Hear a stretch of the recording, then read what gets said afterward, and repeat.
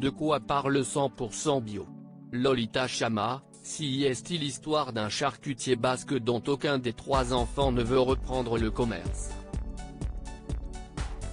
Et qui, un jour, voit arriver sa fille accompagnée d'un végan. La confrontation de 2 mondes et ça part très mal. Et vous, êtes-vous plutôt vegan ou carnivore? À choisir, plutôt vegan. Il faudrait me payer très cher pour que j'accepte de manger un pied de cochon. Tourner dans une comédie de Fabien Antoniente, Camping, est une façon d'élargir votre public? Sans doute, mais pas seulement. Le plaisir de ce métier, de se promener d'un univers à l'autre. Jusqu'ici, je suis souvent allé vers des personnages graves.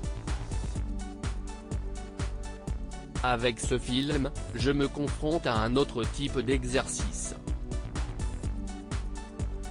Ce n'est pas un film potache, il y a de l'émotion dans les relations entre tous les personnages. Votre père et votre frère travaillent ensemble comme programmateurs pour 2 cinémas à Paris. Comment vivent-ils les mesures gouvernementales concernant le milieu artistique? Les décisions nous paraissent insensées, injustes et scandaleuses. Comment comprendre que les magasins, les transports, les lieux de culte puissent accueillir du monde mais pas les salles de spectacle? La plainte des artistes est légitime. On est traité avec mépris. Cela étant, je conçois que la gestion de cette crise ne soit pas simple. D'ordinaire, les comédiens dont les parents exercent le même métier cherchent à s'émanciper de leur filiation. Pas vous. Pourquoi? Cette filiation, je la trouve compliquée mais je l'assume parce que c'est ma vie. On évoque souvent ma ressemblance avec ma mère, Isabelle Huppert, note de la rédaction. Moi, je ne la vois pas. Ça nous échappe à toutes les deux.